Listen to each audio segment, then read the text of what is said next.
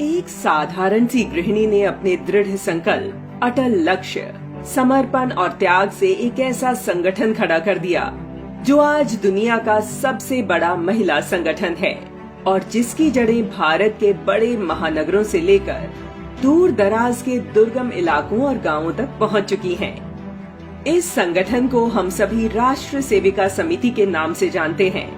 आज इस संगठन के माध्यम से लाखों महिलाएं समाज और राष्ट्र निर्माण में चुपचाप अपना योगदान दे रही हैं।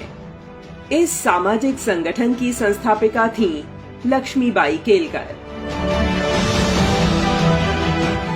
उनका जन्म आषाढ़ शुक्ल दशमी 6 जुलाई 1905 को नागपुर में हुआ था। लक्ष्मीबाई केलकर को महिलाओं का संगठन बनाने की प्रेरणा अपने ही पुत्र से मिली, जो राष्ट्रीय स्वयंसेवक संघ के स्वयंसेवक थे। संघ की शाखा में जाने के बाद उनके पुत्र में अभूतपूर्व परिवर्तन हुआ। वे ज्यादा अनुशासित, आज्ञाकारी और राष्ट्रभक्ति की भावना से ओतप्रोत हो गए। लक्ष्मीबाई सोचने लगी कि संघ शाखाओं को पुरुषों तक ही सीमित नहीं होना चाहिए।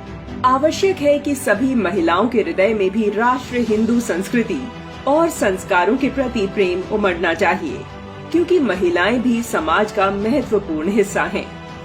फिर वह एक दिन अपने बेटे के साथ संघ के संस्थापक डॉक्टर केशवराव बलिराम हेडगेवार से मिलने गई और अपने मन की इच्छा उनके सामने रखी। डॉक्टर हेडगेवार ने उनकी बातों को गंभीरता से सुना और फिर उनके बीच नागपुर और वर्धा में कई बैठकें हुई। लक्ष्मी केलकर के लिए हेडगेवार जी बड़े भाई और पथ प्रदर्शक बन गए थे।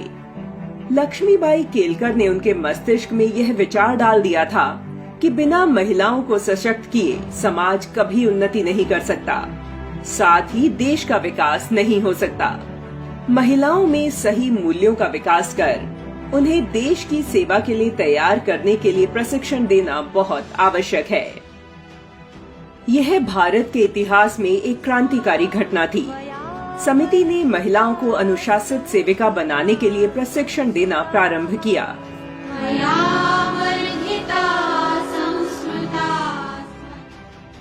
एक शाखा से आरंभ हुई राष्ट्र सेविका समिति की शाखाएं बढ़ती गईं।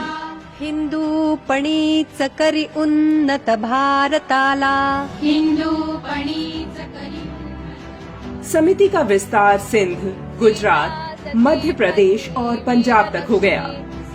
वर्ष 1943-44 के दौरान कराची में भी शिक्षा वर्ग आयोजित किया गया।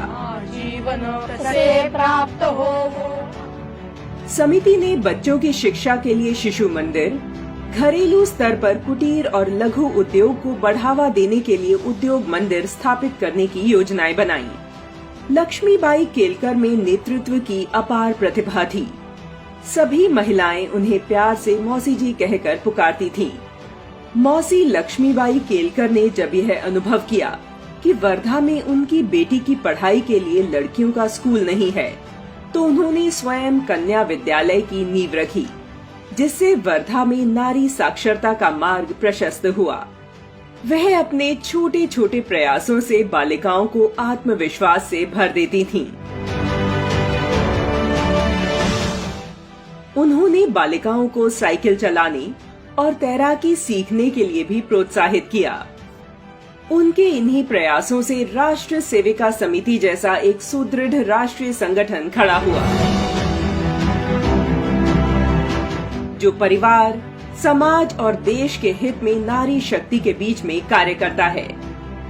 कौन जानता था एक साधारण महिला जो मात्र 27 वर्ष की आयु में विधवा हो गई, एक ऐसा अनुपम कार्य कर जाएगी जिससे भारत की आने वाली पीढ़ियां उन्हें सदा सदा के लिए याद रखेंगी और उनका अनुकरण करेंगी और अपना आदर्श मानेंगी।